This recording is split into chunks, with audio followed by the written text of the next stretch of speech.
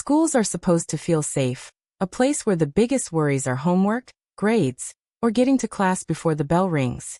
But sometimes the alarms go off, the doors lock, the lights shut off, and suddenly you realize you're trapped inside with something far worse than a threat outside.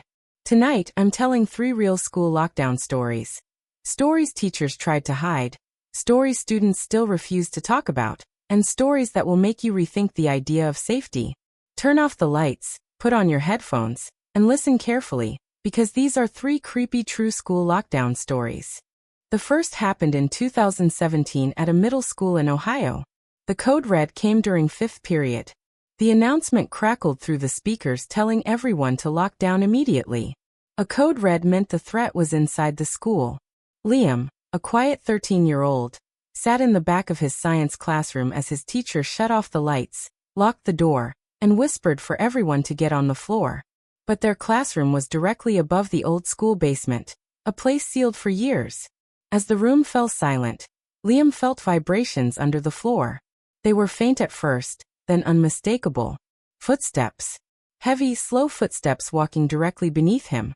He whispered to his friend that someone was down there, but before anyone could speak, 3 loud bangs echoed through the floor. Students jumped. One girl quietly cried. The teacher demanded silence while the footsteps continued pacing back and forth under Liam's desk until the lockdown finally ended after 47 minutes. When police searched the basement, it was empty. Completely. The dust wasn't disturbed, the door looked untouched, and the padlock was still sealed from the outside. But things got stranger. When the principal reviewed security footage later, the camera pointing at the basement door recorded something moving behind the small window. A tall shape standing still as if listening. The administration quietly removed that camera from the system. The lockdown had been triggered by a motion alarm coming from the basement, even though no one should have been able to move down there at all. The second story happened at a high school in Texas. A senior named Ava was studying in the library when the intercom suddenly announced a lockdown, stressing it was not a drill. Students hid under tables, the librarian switched off the lights, and everyone held their breath. About 10 minutes in, someone walked down the hallway outside. The footsteps were slow and dragging.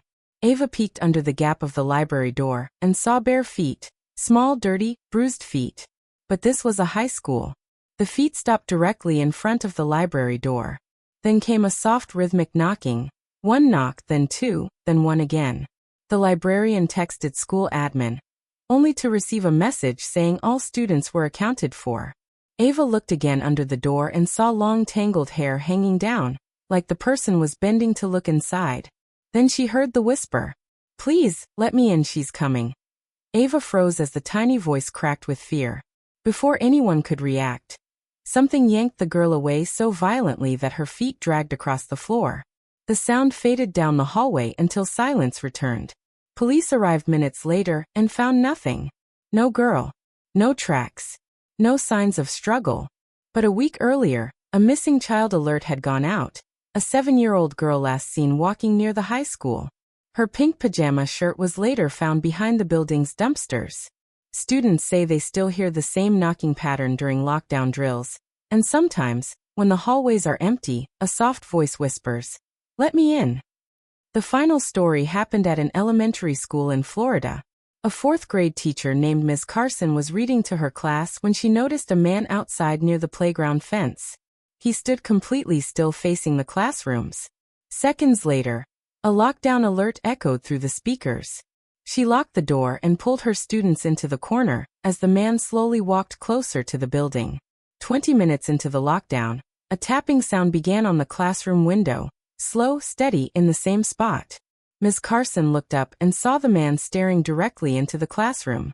His head was tilted, his expression wide-eyed and almost hungry. Then he started smiling, an unnaturally stretched smile that didn't look human. He mouthed something through the glass. She tried to read his lips and realized he was saying one word. "You."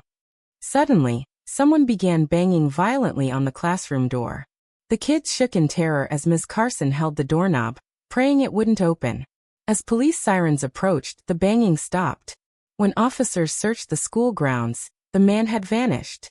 There were no footprints in the wet grass, no fingerprints on the window, No evidence he was there at all.